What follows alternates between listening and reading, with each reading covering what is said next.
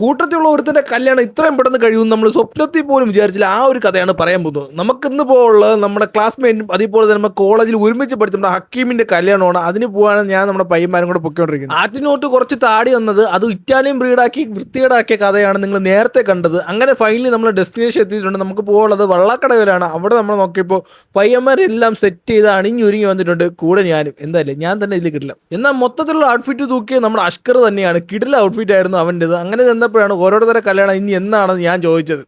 അത് കഴിഞ്ഞ് എന്റെ കല്യാണം അമ്പാടി ഏതെങ്കിലും ഒരു പയ്യനുമായിട്ടുള്ള കല്യാണം.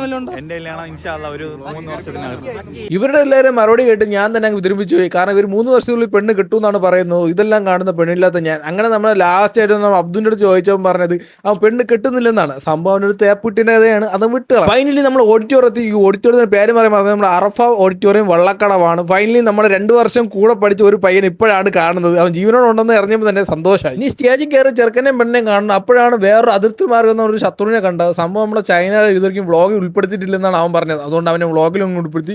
ലാസ്റ്റ് ഒന്നും നോക്കിയില്ല, ഇടിച്ചേറിയ അളീന് ഒരു ഹാപ്പി മാരീഡ് ലൈഫും കൂടെ പറഞ്ഞു. അളീന് നല്ല രീതിയിൽ ടെൻഷൻ ഉണ്ട്, എന്നാലും കുഴപ്പമില്ല. വർഷങ്ങൾക്ക് ശേഷം ഒരു ഗെറ്റ് ടുഗദർ പോലെ സെറ്റ് ചെയ്ത് ഇന്നാണ്. അതിൻ്റെ ഒരു ബ്യൂട്ടി വേറെ തന്നെയായിരുന്നു. അങ്ങനെ സൊറയെല്ലാം പറഞ്ഞ് കഴിഞ്ഞാൽ നേരെ കഴിക്കാൻ പോയി. കൂട്ടുകാരൻ്റെ കല്യാണം ആയിരുന്നാലും സ്വന്തം കല്യാണം ആയിരുന്നാലും ക്യൂ നിൽക്കാതെ ഒരു നിവർത്തിയില്ല. എന്നാൽ ഇങ്ങനെ ഇടിച്ചു കയറി കഴിക്കുന്നത് ഒരു വൈബ് തന്നെയാണ്. കുറേ കാലമായി ഇങ്ങനെ ഇടിച്ചു കയറി കഴിച്ചിട്ട്. അങ്ങനെ ഓൾറെഡി നമുക്കവിടെ സീറ്റ് ഓൾറെഡി ബുക്ക് ചെയ്തിട്ടില്ലോ നമ്മളെ പയ്യന്മാർ. ഇനി ഫുഡ് എങ്ങനെയാണെന്ന് ചോദിച്ചാൽ കിടിലം ഫുഡായിരുന്നു, ഒരു രക്ഷയില്ല. കുറേ കാലം കല്യാണം ബിരിയാണി കാര്യങ്ങളെല്ലാം കഴിച്ചിട്ട്.